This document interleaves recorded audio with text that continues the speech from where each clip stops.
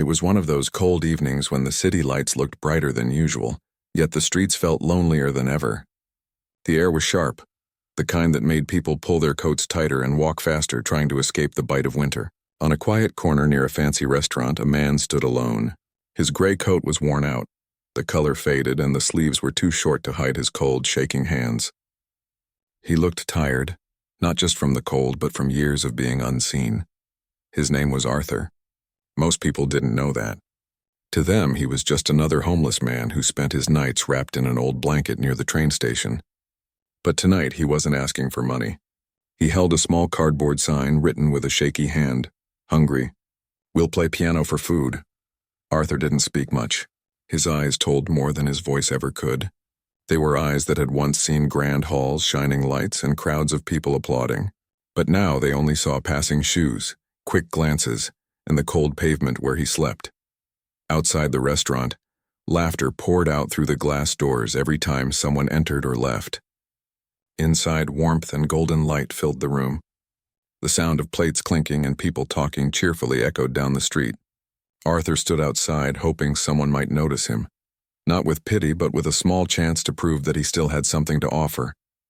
He waited patiently as groups of people came and went. Some looked at him and quickly turned away. A few smiled politely before walking past. A couple of young men in expensive coats stopped, smirked, and read his sign aloud in a mocking tone. "We'll play piano for food." "Seriously?" one of them said, laughing. "What's next? You'll dance for dessert?" The others chuckled and moved on, leaving Arthur standing silently, staring at the ground. He didn't get angry.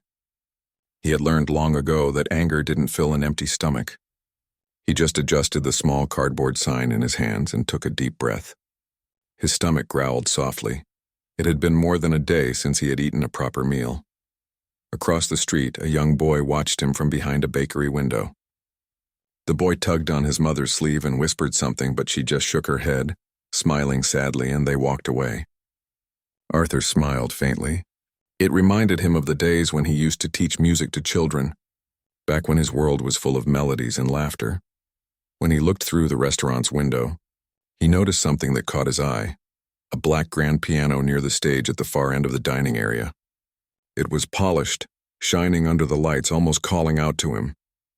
He hadn't touched a piano in years, yet his fingers still twitched as if they remembered the feeling of the keys. For a long moment he stood there, lost in thought, his breath fogging the glass. Finally, he gathered the courage to step inside. The warmth hit him like a wave. The smell of roasted food filled the air. Every head turned for a moment as the door closed behind him. He felt their eyes, some curious, some disapproving.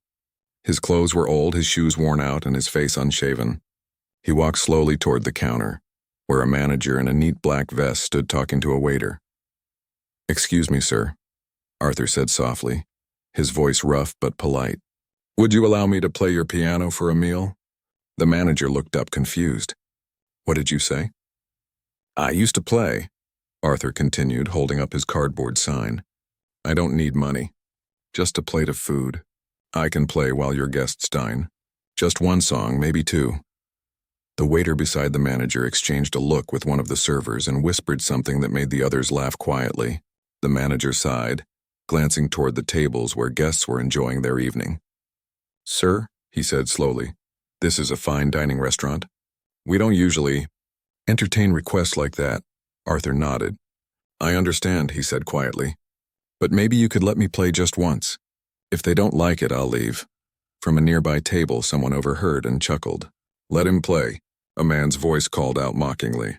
"Might as well get some entertainment with dinner." Others laughed along, though a few guests frowned, feeling uncomfortable with the way the man was being treated. The manager hesitated. Maybe it was curiosity, or maybe he just wanted to stop the whispering that was starting to spread across the room. He finally said, "All right, sir. You can play. But just one song. Don't touch anything else." Arthur bowed his head slightly. "Thank you, sir," he said, his voice barely above a whisper. As he walked toward the piano, people watched him closely.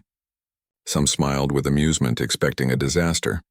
Others felt pity, wondering what kind of music a man like that could possibly play. A woman near the bar murmured to her friend, "He looks so frail. I hope he doesn't embarrass himself."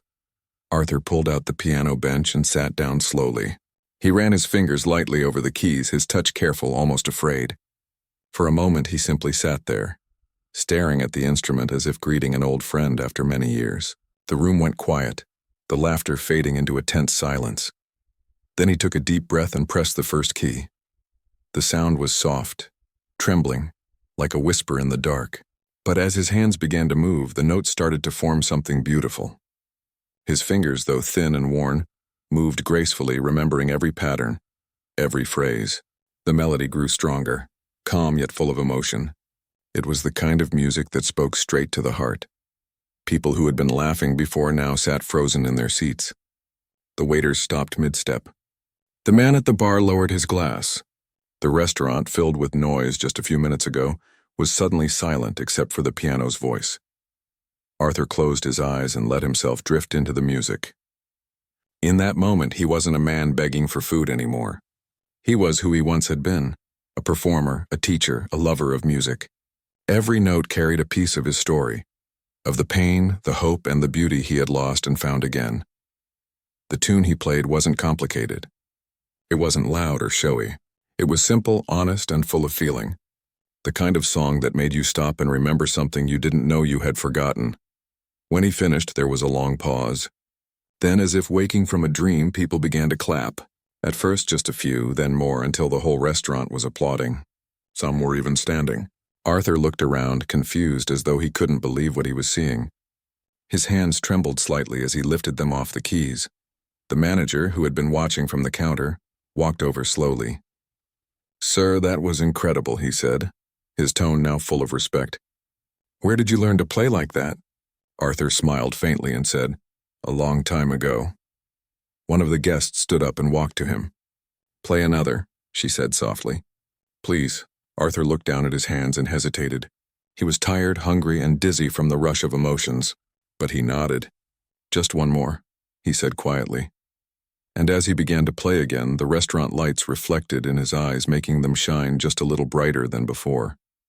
For the first time in years, he felt seen. Not as a homeless man, not as someone forgotten by the world, but as himself, a musician who still had something to say. Outside, the wind still blew cold through the streets, but inside that restaurant, for a few precious minutes, the warmth of his music filled every corner, reaching even those who had laughed at him moments earlier. They listened in silence, realizing that sometimes the most beautiful stories come from the people we least expect. When the final note faded, Arthur didn't ask for applause or thanks. He simply placed his hands on his lap, closed his eyes, and whispered a quiet, "Thank you." For the first time in a long while, he wasn't invisible anymore. The sound of the last note hung in the air like a soft whisper. For a few seconds, no one in the restaurant moved. Then, one by one, people began to clap again, louder this time, with genuine warmth. The same faces that had laughed earlier now looked amazed, some even embarrassed. The manager stood near the counter, his mouth slightly open, unsure what to say. Arthur sat still at the piano, his hands resting gently on his knees. He was breathing hard, not from exhaustion, but from the rush of emotion that had built up inside him. He hadn't played in front of anyone for years. To hear applause again, real applause, felt like waking up from a long, painful dream. The waiter who had laughed earlier came closer, holding a tray awkwardly. "Sir," he said quietly, would you like something to eat?" Arthur looked up, surprised. "Just a bowl of soup," he said softly. The waiter nodded quickly and hurried away. Around the room, people were still whispering, trying to make sense of what they had just witnessed. One woman wiped tears from her eyes. A man in a suit leaned toward his wife and said, "I've been to concerts that didn't move me like that." At another table, the young men who had mocked him earlier sat in uncomfortable silence. One of them shifted in his chair, guilt written all over his face. "I didn't think he could actually play," he muttered. The laughter was gone. In its place was something heavier, respect mixed with shame. Arthur turned slightly on the bench and looked around the restaurant. For the first time in a long while, people were looking at him. Really looking, not as a beggar, but as a person. He smiled faintly, trying to hide the tears that threatened to escape his eyes. The waiter returned a few minutes later with a steaming bowl of soup, a piece of bread, and a glass of water. "It's on the house," he said quietly, setting the tray on a nearby table. Arthur nodded in gratitude. "Thank you," he said, his voice trembling. He hadn't had a warm meal in days. The first spoonful of soup brought a kind of comfort he hadn't felt in years. It wasn't just the food, and it was the kindness behind it. Meanwhile, some of the guests began asking questions. Who is he? Does anyone know his name? Where did he learn to play like that? The manager didn't have answers. All he knew was that a tired-looking man had walked in from the cold, asked for food, and left everyone speechless with his music. After finishing his meal, Arthur stood up and quietly walked toward the door. He didn't want to disturb anyone, but before he could leave, a man stopped him near the entrance. "Sir," the man said, "that was beautiful, truly. You should be playing on a stage, not on the streets." Arthur gave a small, humble smile. "Those days are behind me," he said. The man frowned. "No, talent like that never goes away. You just need another chance." Arthur didn't know how to answer. He simply nodded and thanked him before stepping outside into the cold night again. The wind was sharp, but it didn't bother him as much this time. Something inside him felt warm, not from the soup, but from the feeling of being seen, heard, and appreciated again. The memory of applause echoed in his mind with every step he took. He found a quiet spot near a closed bookstore and sat down, wrapping his coat tighter. The streets were empty now, the city lights glowing softly through the fog. He thought about how far he had fallen, how much he had lost, and how strange it felt to touch a piano again after so many years. He remembered his youth, the bright stages, the grand halls, the endless hours of practice. He used to believe music was his purpose. But life had a way of changing everything. Years ago, he had been a respected pianist, performing in orchestras and teaching students. He had traveled, met musicians from around the world, and played pieces that touched people's souls. But when war came, he was drafted. He left his piano behind, believing he would return to it soon. The war changed him. He saw things he could never unsee, heard sounds that no music could ever drown out. When he finally came back, nothing felt the same. His mind was heavy, his hands shook, and the world seemed to have moved on without him. He tried to play again, but his performances lacked the spark they once had. Slowly, the calls stopped coming. His savings ran out, friends disappeared, and soon he was left with nothing but memories. He found himself living on the streets, carrying his pain quietly while the world walked past. But tonight, for the first time in years, he had played again, not for money or fame, but simply for food and dignity, and that had brought him more peace than any stage ever had. As he sat on the cold pavement, a gentle voice startled him. "Excuse me, sir," said a young girl holding her mother's hand. She was about 10 years old, wearing a bright red scarf. "Were you the one playing the piano in that restaurant?" Arthur smiled softly. "Yes, that was me." The girl's eyes sparkled. "It was so pretty. My mom said you played like the people on TV." Arthur chuckled quietly. "That's very kind of her to say." The mother smiled shyly and handed him a small paper bag. "There's some bread and fruit in here. We wanted to thank you for your music." Arthur was touched. "You didn't have to. We wanted to," she said gently. "You made our evening special." He accepted the bag with both hands. "Thank you," he said sincerely. "You've given me more than you know." As they walked away, he watched them go, his heart full. It had been so long since anyone had treated him with kindness for simply being himself. A car passed slowly on the street. Inside was the restaurant manager, driving home after closing. He glanced out the window and spotted Arthur sitting under the streetlight, eating the bread the girl had given him. For a moment, he considered stopping. Then, after a long pause, he pulled over. He stepped out of his car and approached. "You're still here," he said softly. Arthur nodded, chewing quietly. "Didn't have anywhere else to go." The manager looked around awkwardly. "You know, I think I owe you an apology. I shouldn't have doubted you earlier. You gave everyone inside something we didn't expect tonight. Thank you for that." Arthur smiled kindly. "You don't owe me anything. You gave me a chance, and that's more than most people do." The manager hesitated for a moment. "If you ever want to play again," he said finally, "come back tomorrow. I'll make sure there's a plate of food waiting for you." Arthur looked at him in disbelief. "You mean it?" "I do," the manager replied. "And maybe we can find a way to—" "Share your story. People need to hear music like yours again." Arthur didn't know what to say. He simply nodded, his throat too tight to speak. The manager gave a small wave and got back into his car, driving off into the fog. For a long while, Arthur sat there under the streetlight, staring at the empty road. The night was cold, but inside something new was growing, a small spark of hope he hadn't felt in years. He looked down at his hands, the same hands that had once filled grand halls with music, now weathered and old, yet still capable of creating beauty. He whispered to himself, almost in disbelief, "Maybe it's not too late." As the wind picked up again, he wrapped his coat tighter and leaned back against the wall, smiling faintly. The world had forgotten him for a long time, but maybe, just maybe, it was starting to remember. The next morning, the city woke slowly under a gray sky. The streets were wet from the night's drizzle, and the cold air carried the smell of coffee and bread from nearby cafes. Arthur sat up from the bench where he had slept, brushing the dew off his coat. His old blanket, folded neatly beside him, was damp but familiar. He didn't sleep much that night.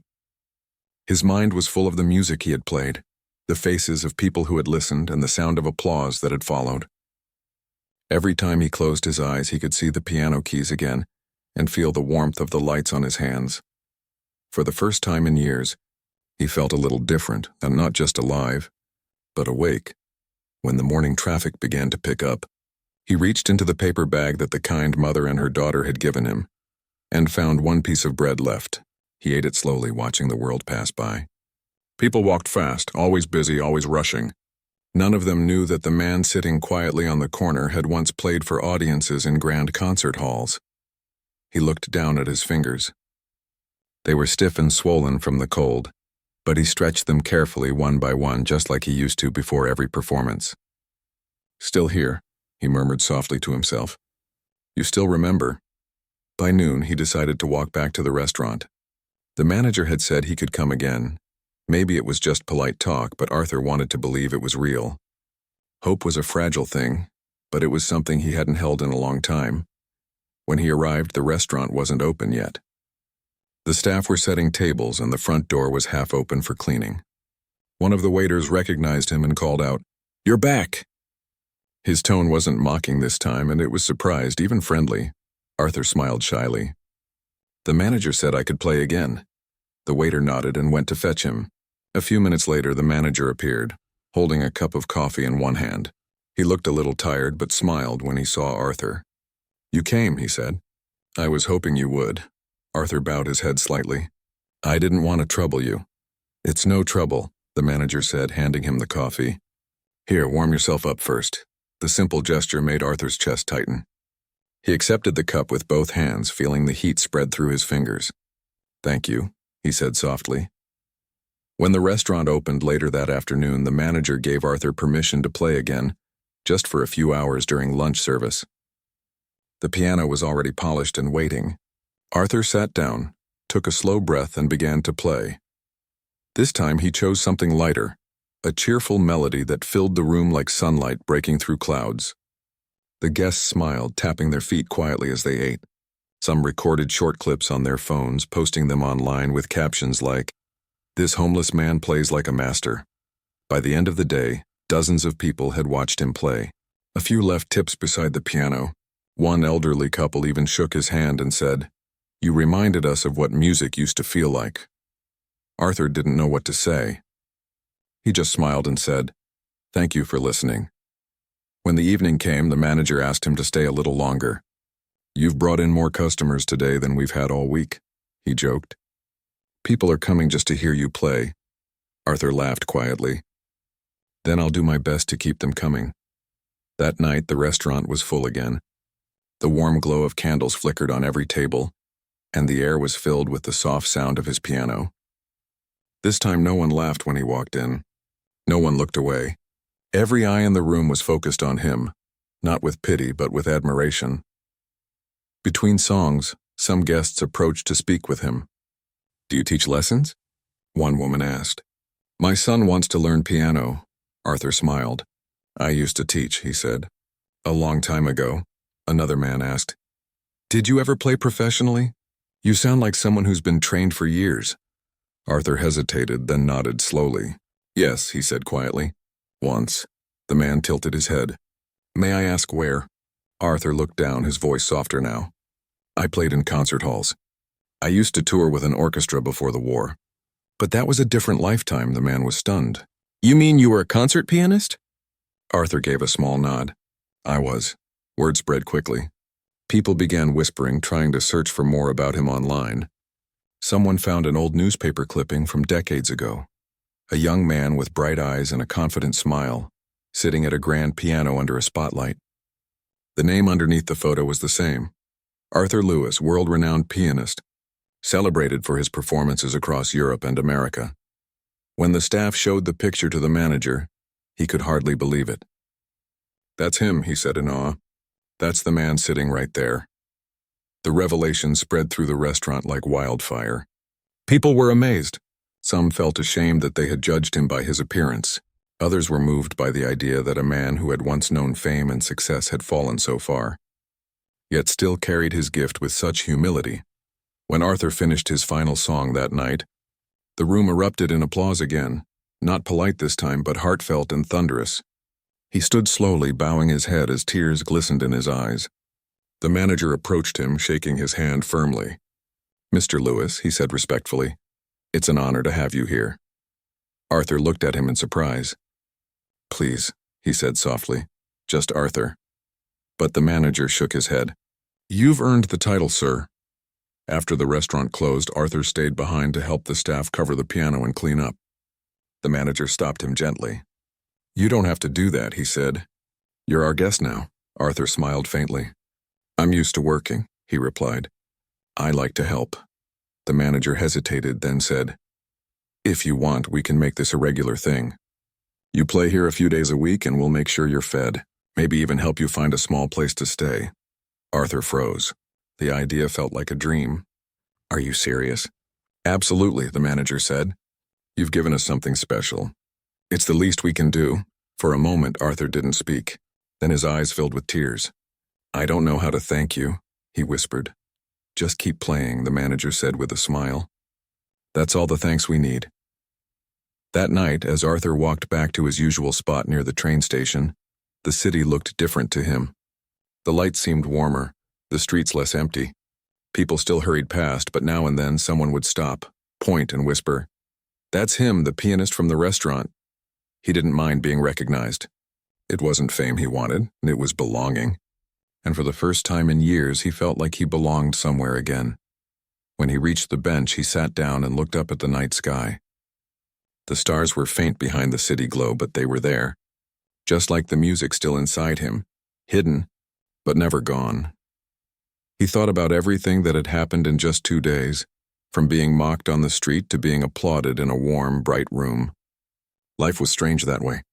It could take everything from you, yet still give something back when you least expected it. As he closed his eyes, he whispered softly, Thank you, not to anyone in particular, but to the world itself, for giving him one more chance to play, one more chance to be heard. Tomorrow he would return.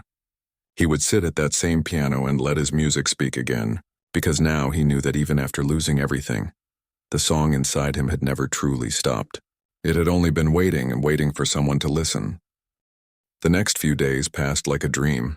Every afternoon Arthur returned to the restaurant, always dressed the same, his worn gray coat buttoned neatly, his shoes polished as best as he could manage.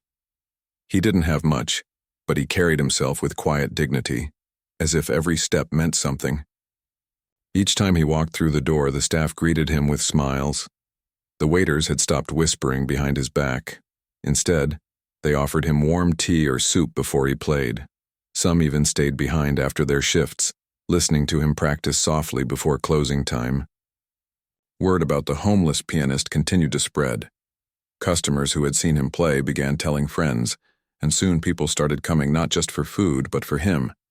They would sit near the piano, waiting patiently until his fingers touched the keys. Once he began, the noise in the restaurant always faded into silence. His music carried something rare. It wasn't about showing skill or impressing people. It was about emotion. Every note spoke of life, pain, hope, and memories that time couldn't erase. Some nights he played songs filled with joy, light melodies that made people smile and tap their feet. Other times his music sounded like a quiet conversation between the heart and the soul, gentle, thoughtful, and full of feeling. One afternoon, a group of reporters came to the restaurant. The manager had told Arthur they wanted to interview him, but he looked nervous. "I don't know if I should," he said softly. "I'm not anyone special." The manager smiled kindly. "You are, and people want to hear your story, not for fame, but for hope. You've touched so many hearts." Arthur thought for a long time, then nodded slowly. "All right," he said. "If it helps someone, I'll talk." When the interview began, he spoke simply, honestly. He told them about his childhood, about learning piano in a small town, about practicing until his fingers ached. He told them how he had once played in great halls, how music was everything to him. But when the war came, everything changed. He had gone to serve his country and came back to a world that had forgotten him. "I didn't stop playing," he said softly, "but I stopped believing anyone wanted to listen." The reporter asked, "What made you want to play again after all these years?" Arthur smiled faintly. "Hunger," he said. Then, after a pause, he added, "And hope. Maybe the two are not so different. Both remind you that you're still alive." The interview aired on a local television channel a few days later. Overnight, Arthur became a quiet kind of legend. People shared the story online, the video of him playing at the restaurant, the photo of him sitting at the piano with a gentle smile. Comments poured in from strangers all over the city. This brought tears to my eyes. Such talent shouldn't be forgotten. Proof that kindness can change a life. Donations began arriving at the restaurant. Some people sent money. Others sent warm clothes, food, and even offers to help him find housing. A few music schools reached out too, asking if Arthur would be willing to teach. When the manager told him about it, Arthur was speechless. "All this," he said softly, "because of a piano?" "No," the manager replied, "because of your heart." But Arthur didn't let the attention change him. He still arrived early each day, helping the staff set up tables and wipe down the piano. He played with the same humility and grace as he had that first night, and when people thanked him, he always said the same thing: "It's the music that deserves the thanks, not me." One evening, after his last performance, a young man approached him. He looked nervous but determined. "Sir," he said quietly, "I saw your story online. My father was a musician too. He passed away last year. Hearing you play, it reminded me of him." "Thank you." Arthur reached out and squeezed his shoulder gently. "Music keeps people alive," he said, "even after they're gone." The young man nodded, tears in his eyes. That night, as the restaurant emptied, Arthur stayed behind alone at the piano. The lights were dim, and the world outside was silent except for the soft hum of cars in the distance. He placed his hands on the keys and began to play something new, a piece he had written long ago but never performed. It was a slow melody, gentle and full of longing. Each note seemed to tell a story of loss and rediscovery. It was about falling, surviving, and finding beauty again in unexpected places. The sound filled the empty room like a quiet prayer. As he played, he felt something inside him finally begin to heal. For years he had carried the weight of failure, guilt, and loneliness. But now, through his music, he was releasing it, letting the notes carry it away like wind scattering old leaves. When the last note faded, he sat still for a long time. The silence felt heavy but peaceful. Then he whispered to himself, "Thank you, old friend," as if speaking to the piano. The next morning, when he arrived, the manager handed him a letter. It was from one of the music foundations that had seen his story. They were offering to help him record an album, simple piano pieces, the kind that told his story through music. They also wanted to organize a small concert, a comeback performance, if he was willing. Arthur stared at the letter, his hands shaking slightly. "A concert?" he repeated. "After all this time?" The manager smiled. "They think the world needs to hear you again, and I agree." Arthur didn't answer right away. He looked down at the floor, his mind filled with memories. The bright lights, the stages, the roaring applause. It felt like a different lifetime. Could he really go back? Did he still have the strength? "I'm not the man I used to be," he said quietly. The manager placed a hand on his shoulder. "Maybe not," he said. "But maybe the man you are now is exactly who people need to hear." That night, Arthur couldn't sleep. He sat by the window of the small room the restaurant had arranged for him, looking out at the city lights. The idea of performing again scared him, not because he doubted his ability, but because of what it meant. It meant facing the past. It meant being seen again, completely, with all the scars and stories that came with him. He thought about the people who had helped him, the little girl who gave him bread, the strangers who believed in him after just one song. Maybe this concert wasn't just about him. Maybe it was about everyone who had ever felt forgotten but still had something beautiful to share. By morning, his decision was made. He would do it. When he told the manager, the man grinned. "I knew you would," he said. "It's time the world heard you again." Over the next few weeks, the restaurant transformed. Musicians, volunteers, and journalists visited often. They helped set up a small stage for the upcoming concert. Posters went up around town. "A night with Arthur Lewis," the music that survived. Arthur practiced every day, often long after closing hours. The staff stayed to listen, sometimes sitting quietly on the floor as his melodies filled the room. He didn't try to impress anyone.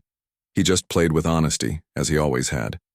A week before the concert, the same little girl who had once given him bread returned to the restaurant with her mother. When she saw Arthur, she ran up to him and said, "I saw you on TV. You're famous now." Arthur laughed gently. "Famous? No, not really. I'm just lucky people are listening again." The mother smiled. "You gave people hope," she said. "You reminded everyone that kindness can change a life." Arthur nodded, his eyes soft. "Kindness saved mine." As the day of the concert drew closer, Arthur felt both nervous and grateful. Every time he sat at the piano, he remembered the cold nights on the street, the hunger, the loneliness, and how one small chance had brought him back to life. He knew this performance would be more than just music. It would be a story told through every note, every pause, every breath. And deep down, he hoped that somewhere out there, someone who felt lost or forgotten would hear his music and remember that it's never too late to start again. The evening of the concert arrived with a golden sunset spilling over the city. People began gathering outside the old concert hall long before the doors opened. Some came out of curiosity, others out of admiration, and many out of gratitude, for the way one man's music had touched their hearts. There were people of all kinds, wealthy patrons in fine clothes, working families, students, and even those who had once been homeless like Arthur. Everyone wanted to see the man whose story had reminded the world that talent and kindness never fade. Inside, the hall was beautifully lit. A single grand piano stood at the center of the stage, shining softly beneath the warm lights. It wasn't a huge venue, but it carried a quiet charm. Old wooden seats, faint echoes of history, and a feeling of respect in the air. Backstage, Arthur sat silently, dressed in a simple black suit the restaurant manager had bought for him. His hair had been neatly trimmed and his shoes polished. He stared at his trembling hands, feeling his heartbeat echo in his chest. It had been years, decades, since he'd last stood before an audience like this. For a moment, he wondered if he still belonged here, but then he closed his eyes and thought of all that had brought him to this moment. The cold nights on the streets, the kindness of strangers, the little girl with bread, and the sound of a piano that never left his soul. He took a deep breath. "I'm ready," he whispered. The lights dimmed and the audience grew quiet. A voice from the stage introduced him. "Ladies and gentlemen, tonight we welcome a man whose story reminds us all that music, like hope, never dies. Please welcome Arthur Lewis." Applause filled the room, warm and genuine. Arthur walked slowly onto the stage. The light fell on his face, showing both the lines of age and the calm of a man who had made peace with his past. He bowed his head slightly, then sat at the piano. The hall fell completely silent. For a few seconds he didn't play. He simply placed his hands on the keys and looked out over the audience. The faces blurred together, strangers yet somehow familiar. And then he began. The first notes were soft, almost hesitant, like a whisper. Then as he found his rhythm, the sound grew fuller, deeper. The melody carried the weight of a lifetime. Every joy, every loss, every quiet victory. It was music that didn't just fill the hall. It filled hearts. People leaned forward, caught in the moment. Some closed their eyes, others clasped their hands. The tune rose and fell like a story being told without words. It spoke of cold winters and forgotten dreams, of streets and shadows, of hands that once trembled with hunger now finding strength again. Midway through the performance, he transitioned into an old piece he had written years ago, one he'd never played publicly before. The music had a strange mix of sadness and hope. It was the sound of someone falling but refusing to give up. As he played, Arthur's mind drifted. He saw flashes of his past, his younger self performing in grand halls, his wife sitting proudly in the front row, the moment he left home for war, and the long, silent years after. He felt tears well up but didn't stop playing. The piano spoke for him. Every note became a memory, every pause a breath of truth. When he finally finished, the hall was utterly still. For a brief moment, no one moved. Then, like a wave breaking, applause erupted, not polite or rehearsed, but raw and full of emotion.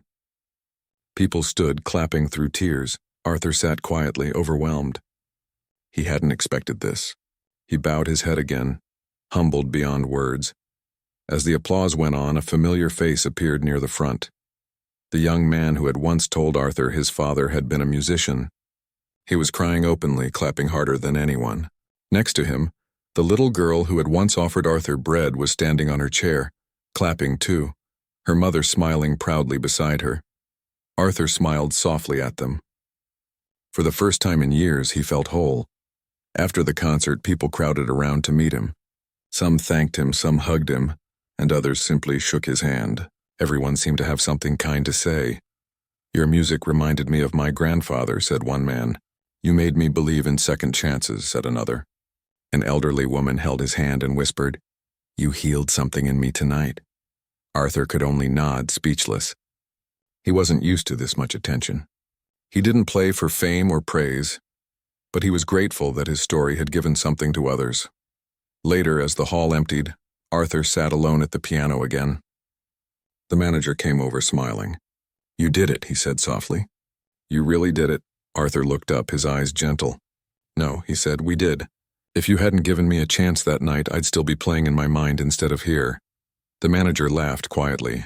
"You gave us all something more than music tonight." Arthur looked around the hall.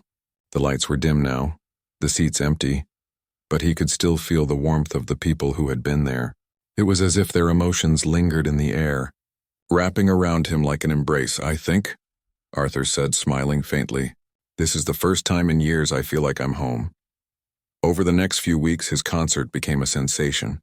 Clips from the performance went viral online. People from all over the world watched him play, sharing his story, his humility, his message of hope. Music schools invited him to speak to their students. Some orchestras reached out, offering him guest performances. But Arthur never chased any of it. He stayed the same, kind, humble, and grateful. He continued to play at the restaurant just as he always had. "This piano saved my life," he would often say. "It's only right I keep playing where it all began." One afternoon, while he was playing a soft tune, the little girl and her mother returned again. She carried a small bunch of wildflowers and placed them gently on the piano. "These are for you," she said shyly, "because your music makes people happy." Arthur smiled warmly. "Thank you, sweetheart. You gave me something much greater than flowers once." The girl giggled, not fully understanding, and ran back to her mother. After they left, Arthur sat quietly for a moment. He looked at the flowers, then at his hands, old, worn, but steady. He pressed one key, then another, letting a gentle melody flow. It wasn't a grand song. It was simple, peaceful, the sound of contentment. He thought about everything that had happened, how life had taken him to the darkest places, and yet somehow, kindness and music had brought him back into the light. He realized something. He had been searching for meaning all his life, but it had always been right there in the act of giving something beautiful to others. That night, before leaving, Arthur took a deep breath and whispered, "Thank you," to the piano once more. He didn't mean just the instrument, he meant life itself. The sound of the keys faded into the night air as he closed the lid, a soft smile resting on his face. Outside, the city lights shimmered like stars, and for the first time in many, many years, Arthur didn't feel like a forgotten man. He felt like a part of something bigger, a song that never truly ends even when the last note fades.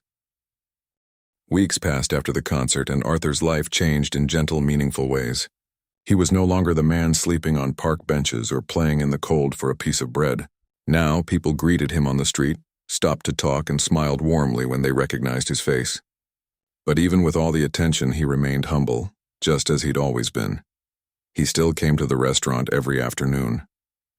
He'd take his usual seat near the piano, warm his hands for a moment, and begin to play softly before the crowd arrived.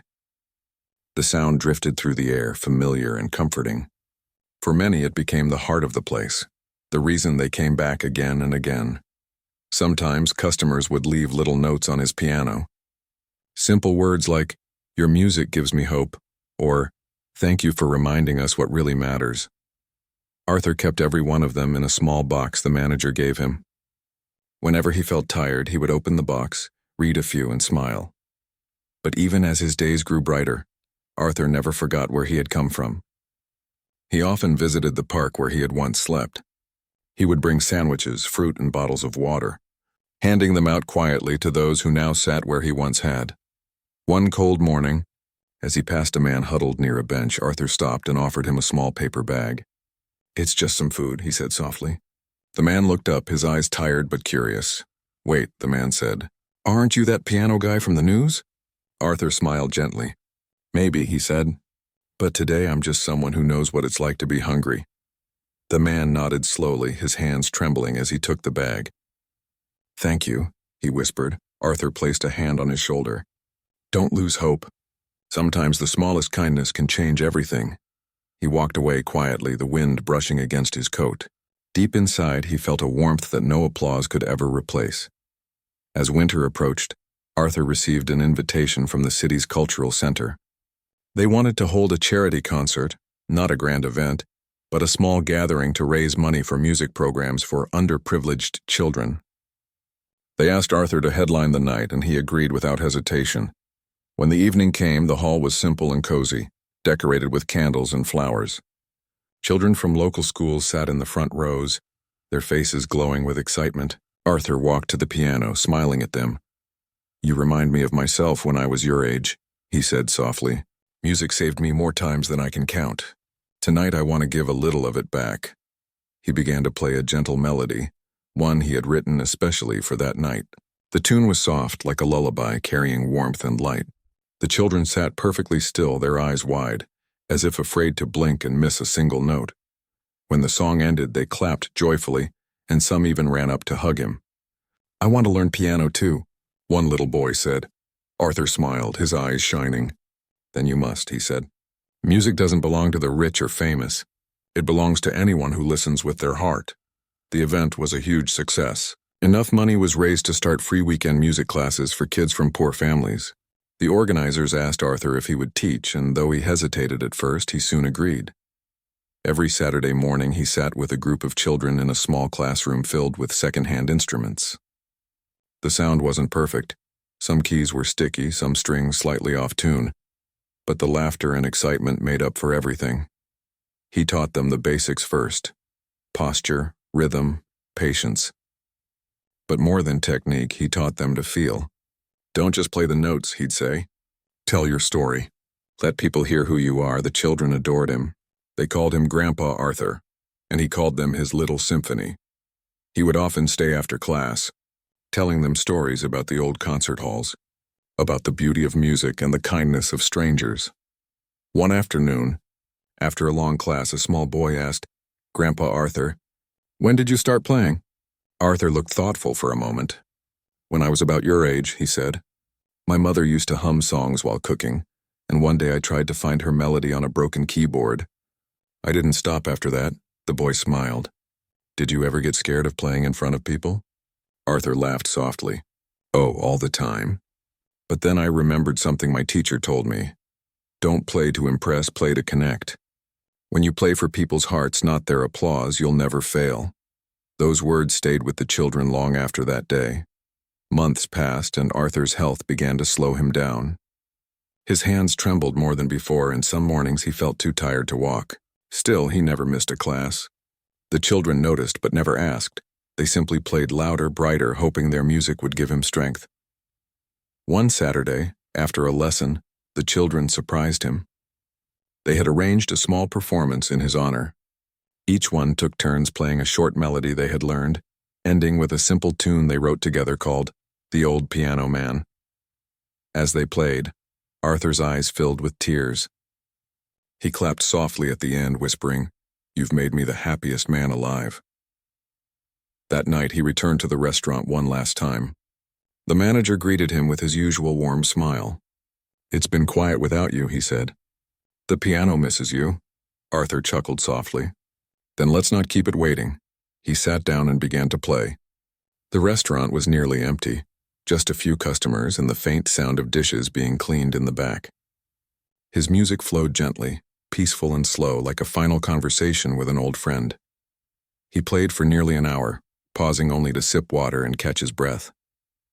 When the last note faded, he closed the lid gently, resting his hand on it for a moment. "Thank you," he whispered again, his voice barely audible. That was the last night he played in public. A few days later, on a quiet morning, Arthur passed away peacefully in his sleep.